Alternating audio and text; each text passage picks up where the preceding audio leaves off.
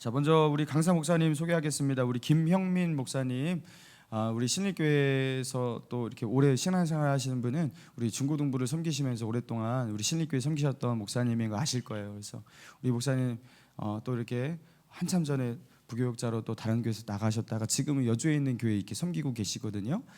건강적으로 좀 이렇게 힘들어갖고 좀 이렇게 투병도 하시고 그랬지만 하나님의 은혜 가운데 또 치유도 받으시고 또 하나님의 은혜 가운데 그렇게 사역을 잘 감당하고 계시는 귀한 목사님입니다.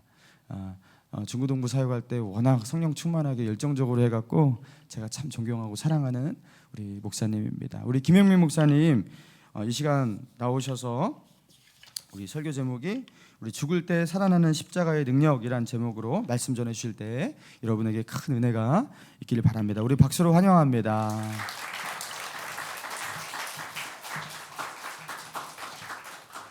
네, 우리 잠시 기도하도록 하겠습니다. 주님 감사합니다. 부족한 종 귀한 단위에 세우셨사오니 하나님 부족한 종의 입술을 통하여서 주님께서 하시고자 하신 말씀 잘 대언되게 하시고 인간의 모습 감춰주시고 오직 성령 하나님께서 역사하셔서 주님 말씀하고 하시는 그 말씀 잘 대언하고 내려올 수 있도록 인도하여 주시옵소서. 감사드리며 예수님의 이름으로 기도합니다. 아멘. 할렐루야. 할렐루야. 네, 이곳에 오니까 친정집에 온 것 같은 그런 느낌이 듭니다. 아까도 이제 목사님께서 소개해 주셨듯이 제가 이제 부교육자로 신일교회에서 이제 중동부 전도사로 이렇게 사역을 하다가 지금은 이제 또 잠시 또 다른 교회에서 사역을 하고 있습니다. 제가 중동부 신일교회 중동부에서 사역을 하고 그렇게 있다가 저는 굉장히 그 신일교회가 고향과도 같은 그런 교회예요. 왜냐하면 제가 중동부에서 이렇게 3년 이렇게 섬기는 동안에 제가 신대원 졸업을 했습니다. 신대원 졸업을 하고 이제 전도사로 있다가 이제 강도사 인허를 받고 또 목사 안수도 받았습니다. 그리고 그곳에서 아름다운 청년을 만나서 그래서 결혼도 하고 자녀도 낳고 그러니까 저의 인생사에 굉장히 중요한 일들을 신일교회에서 같이 이렇게 했던 기억이 납니다. 또 우리 강 목사님하고도 사역을 한 2년 정도 이렇게 같이 한 것 같아요. 그래서 청년부 사역하시는 강 목사님의 그 열정과 그런 모습을 보고 굉장히 또 도전도 되고 이렇게 했던 것 같습니다. 지금은 제가 여주에 있는 작은 교회를 잠깐 섬기고 있어요.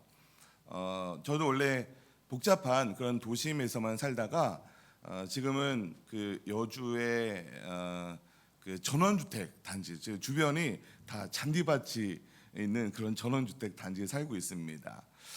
창문만 열면 산새 깊은 산에서 나는 그런 산새 소리가 들려요. 뻐꾸기 소리가 사라운드로 들리는 그곳에서 살고 있습니다. 제 뒤에 이제 텃밭이 있는데 고라니가 이렇게 뛰어다닙니다. 진짜입니다. 제가 한 2번을 봤어요. 그리고 산토끼도 뛰어다니고 그런 곳에서 살고 있어요. 주변 사람들이 제가 살고 있는 지역을 여주의 베버리 힐즈라고 이렇게 부릅니다. 왜냐하면 여주도 시로 승격된 지 이제 얼마 되지 않았지만 그래도 지하철도 들어오고 경강선 기차철이 들어왔어요. 그래서 이게 굉장히 발전하고 있는데 아직도 여주가 발전이 조금 더딘 곳 중에 하나입니다. 그러다 보니까 아직도 그런 어떤 아파트 단지나 옛날 집들이 많이 있는데 제가 있는 지역만 이렇게 그 잔디밭이 깔려 있는 그런 지역에 살고 있어요. 그래서 하나님께서 주시는 놀라운 은혜 가운데 호사를 누리면서 제가 이렇게 살아가고 있습니다. 그런데 저희 옆집에 차돌이라는 그런 개가 한 마리 살고 있습니다. 그런데 그 개가 사람만 지나다니면 그렇게 막 이렇게 목줄에 매여 있는데 그렇게 막 짖어대는 거예요. 근데 제가 어느 날 이제 새벽기도 갔다가 집에 오는 길에 또 그날도 이 차돌이가 막 짖어대는 거예요. 그러다가 갑자기 목줄이 풀려서 저한테 막 달려오는 겁니다. 아무리 좀 한 요따만한 그런 발발이 그런 개예요. 아무리 작은 개지만 그렇게 막 사납게 짖던 개가 막 달려오면 겁이 날까요, 안 날까요? 이게 얘가 뭐 해코지하면 어떻게 할까? 막 겁이 나는 거예요. 근데 갑자기 저 앞에 서서 순한 양이 되어버렸어요. 그리고 막 여기저기 냄새를 맡더니 그냥 자기 가고자 하는 그 길로 막 가는 거예요. 그러니까 이 개가 목줄에 매여 있다 보니까 그냥 막 사나워지는 거예요. 막 사나워지고 이 자유를 누리고 싶은데 나는 자유를 느끼지 못하는데 저 지나다니는 사람은 자유를 누리고 있는 게 막 억울했던지 막 지저댔던 거예요. 제가 이 차도리를 보면서 깨닫게 된 것이 있었어요. 와, 저 모습이 어쩌면 우리들의 모습 아닐까요? 어딘가에 매여 있는 그 모습 가운데 내가 내 힘으로 어딘가에서 묶여 있는 것을 풀어내려고 안간힘을 쓰지만 내 힘으로는 어쩔 수 없는 그 모습. 그러나 그 가운데 매여 있던 그 목줄이 풀렸을 때 영적인 자유함을 누리는 그 모습이 저와 여러분의 모습 아닐까 생각을 해봅니다.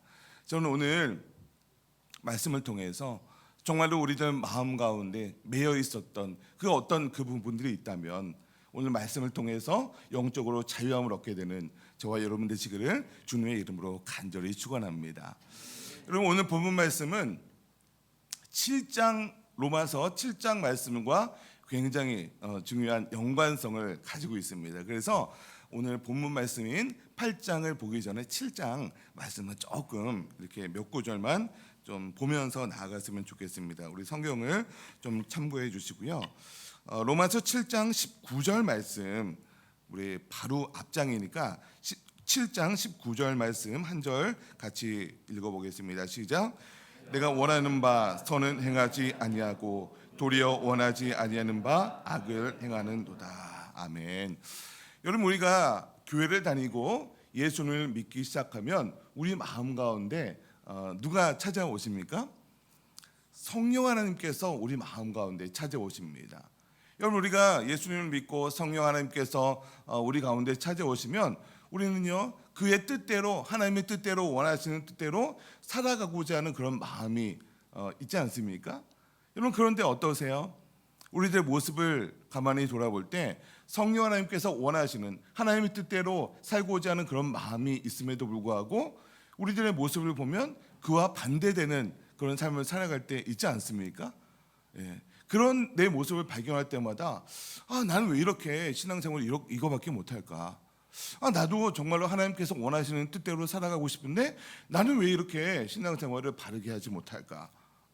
이런 모습을 발견할 때마다 좀 영적인 좌절감도 느끼게 되고 어떻게 하면 신앙생활을 잘할까? 그런 어떤 고민들을 하게 됩니다.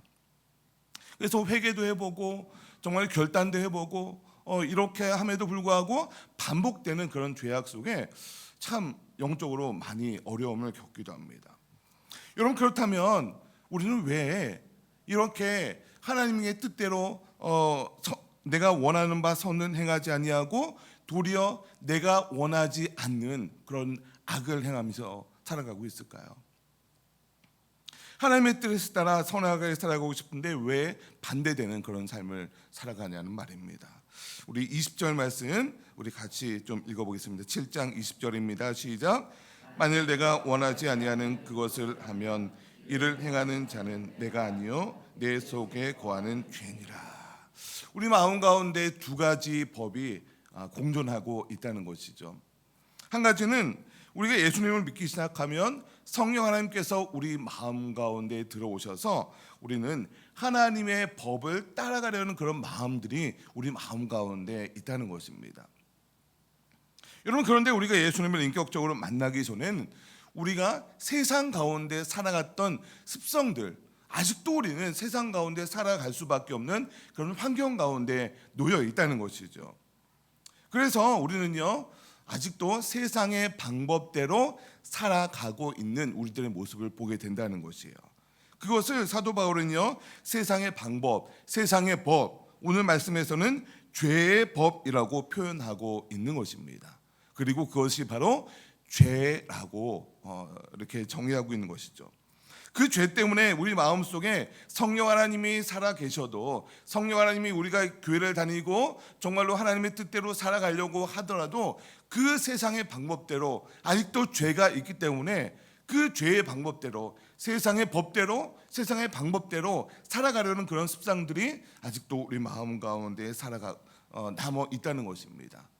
여러분, 그래서 우리가 신앙생활 할 때 이 죄의 문제, 세상의 방법대로 살아가려는 이 죄의 문제를 완전히 해결하지 못하면 이 두 가지 문제가, 내 마음속에 있는 이 두 가지 법이 계속해서 반복되면서 우리들에게 영적인 그런 딜레마에 빠지게 되는 그런 일들이 반복될 수밖에 없다는 것입니다. 여러분, 이러한 삶을 살아가는 것은요, 여러분만 그렇게 살아가는 것이 아니라는 거예요. 오늘 본문을 기록하고 있는 사도 바울도 그런 삶을 살아갔다는 것이죠. 여러분, 그래서 오늘 7장 24절에 사도 바울이 이런 고백을 하는 것입니다. 함께 읽겠습니다. 시작. 오라, 나는 곤고한 사람이로다.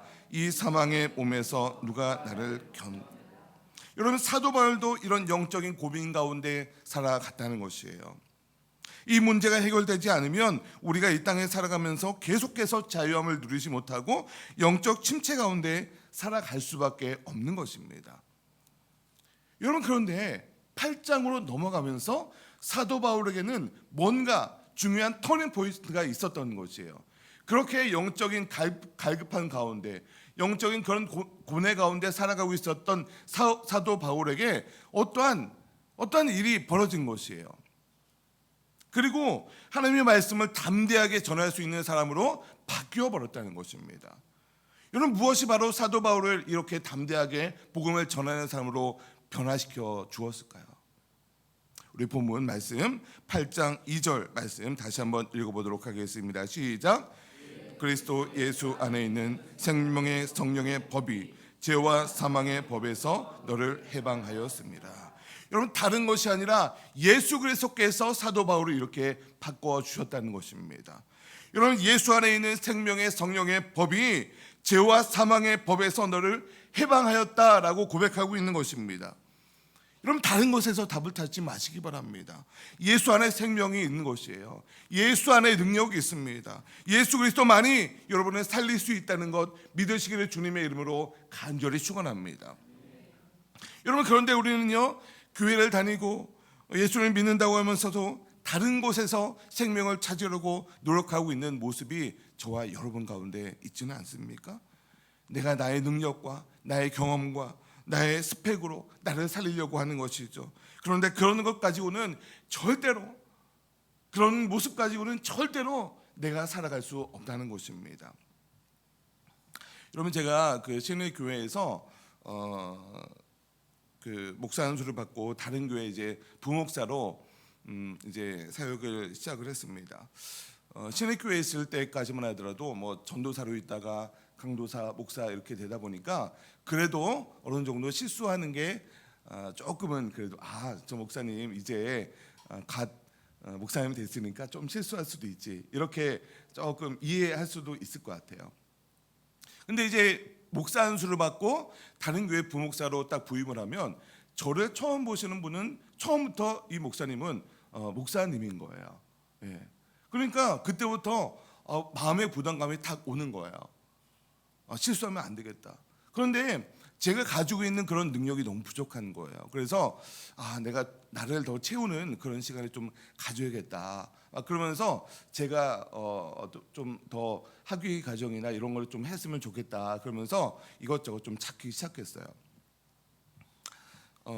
그런 가운데 이제 독산동 신일교회죠. 그 목사님께서 얼마 전에 제가 사역했던 그 얼마 전에 이제 플러신학교에서 목회학 박사 학위를 받은 지 얼마 안 됐을 때였어요. 그러면서 나도 우리 이건희 목사님처럼 그런 좀 그 박사학위 같은 것도 좀 있었으면 좋겠다, 그런 마음을 좀 갖고 있었어요. 근데 제가 막 인터넷으로 이것저것 알아보니까 제가 딱 지원할 수 있는 이제 커트라인 자격이 딱 넘어섰다는 것을 알게 된 거예요. 그래서 제가 뭐 안 되는 영어가 좀 막 이렇게 그 이력서를 이렇게 작성을 해가지고 원서를 딱 넣었어요. 근데 감사하게도 제가 합격을 한 거예요. 그래서 그때부터 제가 목회학 박사 과정에 들어갔습니다. 그래서 한 3년 10개월 만에 2017년 9월 달에 졸업 논문까지 마무리할 수 있는 그런 은혜가 주어졌어요. 그 플러신학교가요, 1년에 한 번 그 전 학년들이 모여서 졸업식이 매년 6월 둘째 주에 있거든요. 그래서 제가 9월 달에 학위를 받다 보니까 다음에, 그러니까 2018년도 작년이죠. 작년 6월 달에 이제 졸업식에 참여할 그런 계획 가운데 있었어요. 그래서 그동안 제 아내도 수고하고 저도 수고하고 했으니까 이제 좀 미국에 가서 여행도 좀 하고 박사학위도 받고 그런 시간을 좀 가져야겠다 그러면서 막 비행기 표를 알아보고 있었습니다. 그런데 작년 2월 어느 날이었어요. 새벽에도 갔다 오면서 막 눈이 갑자기 오는 겁니다. 눈이 오는데 제가 원래 그런 행동을 잘 안 하는데 그날따라 집 앞에 있는 눈을 좀 쓸어야겠다 그런 마음이 든 거예요. 그래서 제가 이제 눈을 좀 쓸고 집에 이제 딱 들어오는데 이제 목에 갑자기 담이 딱 걸렸어요. 그러니까 안 하던 짓 하면 예, 그런 거예요. 이렇게 목에 딱 담이 걸려가지고 그래도 담이 오면 한 1, 2주 있으면 좀 낫잖아요. 근데 그 담이 안 풀어지는 거예요. 그래서 병원도 찾아가 보고 침도 맞아보고 막 그렇게 하는데도 그 담이 안 풀리는 거예요. 그래서 이거 어떻게 하면 좋을까? 그래서 병원에 좀 큰 병원에 좀 가봐야 되지 않을까? 그래서 제가 당시에 광진구에 살고 있었는데 아산병원하고 이제 분당 차병원 이렇게 두 군데를 좀 예약을 했어요. 아산병원에 딱 가니까 이제 목 디스크 의심이 돼서 이제 목 쪽 사진을 찍었어요. 근데 이상이 없다는 거예요. 그래서 이제 목 쪽 어딘가에 있는 신경을 차단하는 시술을 먼저 해보겠다는 거예요. 그래서 시술을 해서 목에 통증이 없으면 그게 원인이고 아니면 그 다음 단계 치료를 해보자. 그래서 목 시술을 딱 하게 됩니다. 근데 시술을 했음에도 불구하고 목이 안 낫는 거예요. 그래서 그래도 우리나라에서 인정받는 그 큰 교회래요. 목사들의 그런 병원에서 그러니까 어쩔 수 없이 또 이제 차병원에 딱 갔어요. 제가 차병원에 간 이유는 예전에 제가 좀 허리가 좀 아파서 그 병원에 갔는데 이제 다른 데에서는 MRI도 찍고 막 그래야 되는데 거기 가서 그냥 엑스레이 찍고 약 먹고 이렇게 나은 적이 있어요. 그래서 그 교수님을 찾아갔는데 척추 센터를 가니까 목부터 이제 척추 사진을 딱 찍게 됩니다. 근데 그 교수님도 뭐 근육하고 뭐 이런데 이상이 없는데요? 그러는 거예요. 그래서 제가 나름대로 신뢰하는 두 병원, 나름대로 큰 교회래요. 그래서 이게 직업병이 무서워요. 큰 병원 두 군데를 갔음에도 불구하고 교수님들이 아무 이상이 없다니까 제가 힘이 있습니까? 집에 돌아갔죠. 근데 그날 저녁에 그 담당 교수님께서 전화가 왔어요. 진료를 마치고 방사선과 교수님하고 이제 협진을 했는데 제 가슴 쪽에 뭔가 이상 소견이 발견되는 거예요.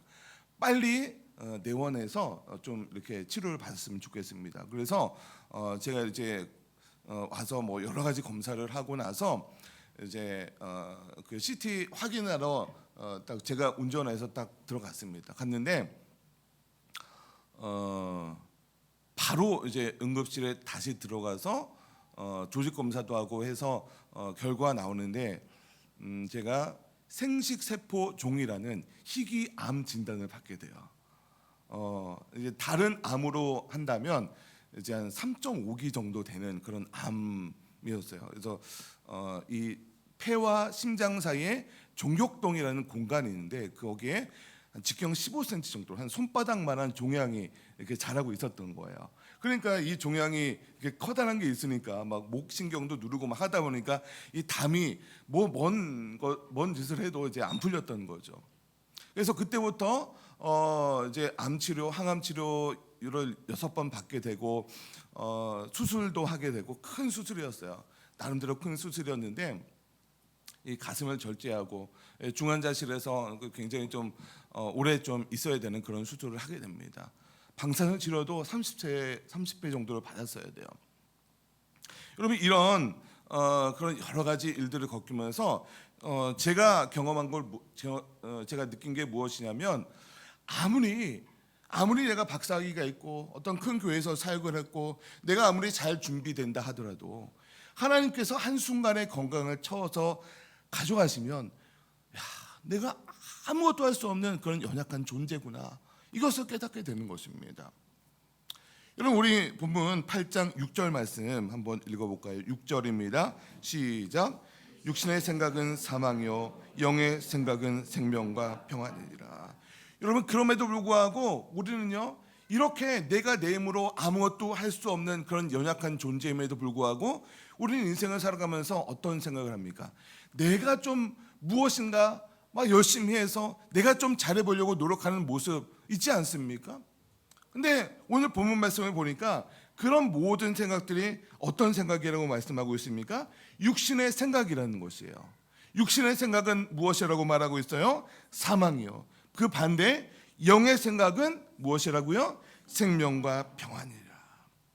여러분 그럼에도 불구하고 왜 우리는 육신의 생각대로 내 생각대로 내 방법대로 살아가려고 합니까? 그렇게 해야 잘 될 것 같으니까. 그렇게 해야 내가 좀 성공할 것 같으니까. 그렇게 해야 내가 좀 더 좋은 스펙을 가지고 조금 더 높은 위치에서 잘 될 것 같으니까 그런 행동을 하는 것 아니겠습니까? 여러분 다 잘 되려고 여러분 우리가 하는 선택들 다 내가 잘 되려고 하는 그런 선택들 아니에요? 주일날 뭐 어떤 시험 보러 가고 주일날 뭐 여러 가지 환경이 그럴 수밖에 없는 환경이 주어지기도 하죠. 어떤 뭐 토익 시험이라든지 이런 게 주일날 주어지기도 해요. 직장에 출근해야 될 수밖에 없는 그런 환경이 주어지기도 합니다. 어떤 일들이 있어서 뭐 11조도 뭐 드리지 못하는 그런 일들이 있을 수 있어요. 다 이해가 됩니다. 여러분 그러나 그러한 행동을 하는 그 마음 깊은 곳에 어떠한 기준을 가지고 그런 행동을 하냐 말입니다. 내가 그런 생각, 육신의 생각을 해서 그런 행동을 해야만, 그런 결정을 해야만 내가 잘 될 것 같으니까 그런 행동을 하는 것 아닙니까? 여러분 환경 때문이라고 핑계 대지 마십시오. 물론 환경 이해가 됩니다. 그럴 수밖에 없는 환경이죠. 그러나 내 마음 깊은 곳에 한번 나 스스로 물어보라는 것이죠. 그 마음 속에는요, 내가 이렇게 해야 내가 좀 더 잘 될 것 같으니까 그런 결정을 하는 내 마음의 소리를 듣고 있는 여러분의 모습 아니십니까? 여러분 우리가 예배 가운데 은혜 받습니다. 정말로 우리 특별히 우리 단기 선교 다녀오고 얼마나 요즘에 이런 어떤 수련회라든지 이런 것 때문에 얼마나 충만한 그런 은혜의 시간 가운데 있습니까? 여러분 그러나 이런 단기 선교 어떤 그 수련회 이런 모습들 그런 은혜들이 얼마나 여러분 가운데 지속되십니까? 길어야 한 달에서 두 달 정도 있다 보면 또다시 그런 은혜가 떨어지는 그런 모습들 발견하고 있지 않습니까? 여러분 그래서 수련회가 1년에 2번씩 있는 건 아니에요. 예, 영적인 은혜가 떨어질 즈음 되면 또 겨울에 한번 또 하게 되고 그것으로 모자라기 때문에 또 주일날 예배를 통해서 또 채워넣고 그것으로 또 부족하고 또 쓰러지기 때문에 또 중간에 수요 예배 또 금요철야 또 새벽 예배 이런 것들을 통해서 계속해서 나의 영이 충만하게 되기 위해서 그런 예배를 드리는 것 아닙니까? 여러분 그러나 내가 그렇게 채워지려고 아무리 노력을 해도 어느 순간 되면 누군가 나의 치부를 딱 찌르는 그런 행동을 하게 되고 나를 넘어뜨리는 그런 일들이 발생하게 되면 또다시 넘어지고 있는 나의 모습 발견하게 되지 않냐는 거예요. 아무리 목사고 아무리 장로고 권사고 신앙생활 20년 30년 50년을 하더라도 정말로 내가 은혜 충만하고 있다 하더라도 어느 순간 나에게 딱 어떤 문제가 발생하면 또다시 무너져 있는 내 모습을 발견할 때가 있다는 것입니다. 이러한 문제들이 왜 일어나는 겁니다. 그 모습 가운데 내가 살려고 해서 그런 문제들이 발생하고 있지는 않습니까? 내가 죽어야 되는데 내가 정말로 살려고 하니까 내가 인정받으려고 하니까 내가 행복하려고 하니까 내가 인정받지 못하면 넘어지는 것입니다. 내가 행복하려고 하면 내가 쓰러지는 거예요. 내가 살려고 하니까 그 모습 가운데 내가 죽는 모습이 반복되는 것입니다. 여러분 기독교는요 내가 사는 종교가 아니에요.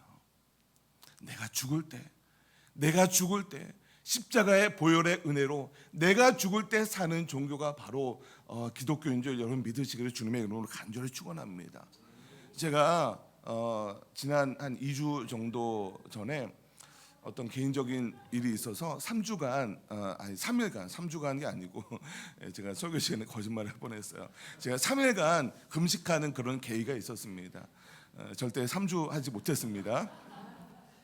3일간 어떤 금식 기도를 하게 되는데, 사실 오늘 말씀도요, 그 금식 기도하면서 받은 은혜의 말씀을 전하게 되는 거예요. 제가 원래는 몸이 조금 이렇게 불편해서 다른 교회에서 했던 말씀을 전하면 좋겠다 이런 마음으로 마음 편하게 갖고 있었는데, 하나님께서 그 기간 동안에 이 말씀을 주시고 이 말씀을 전하게 하시니까 저는 그냥 뭐 어쩔 수 없이 이 말씀을 전합니다.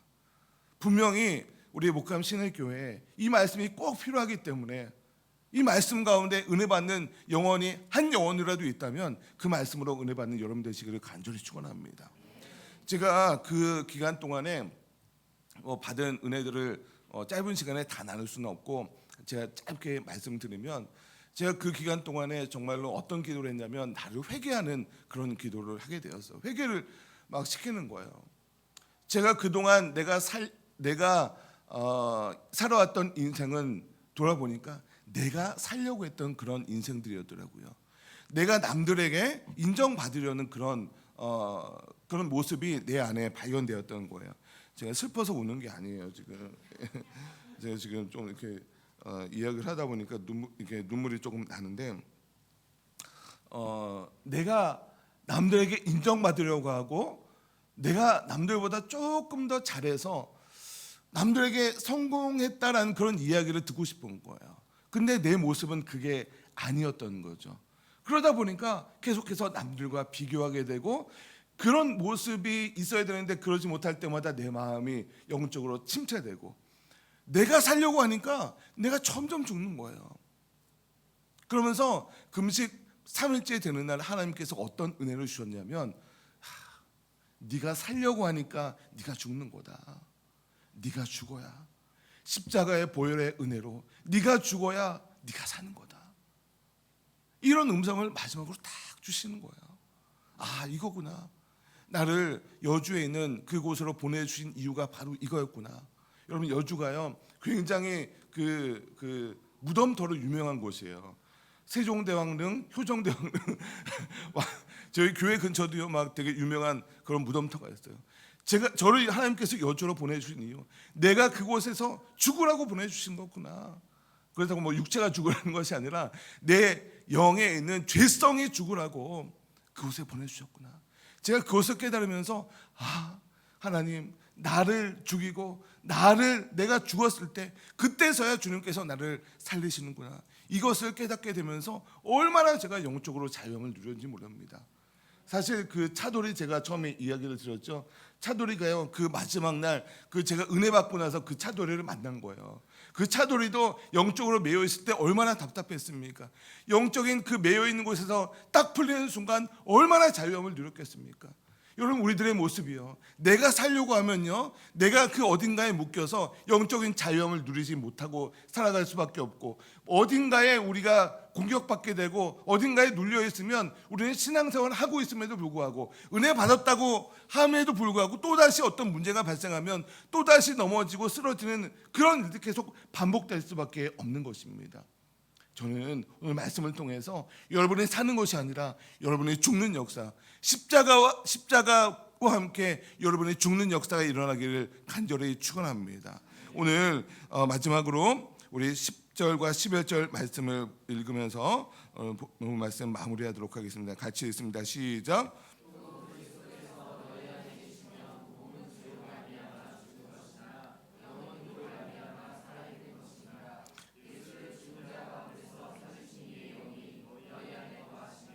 그리스도 예수 안에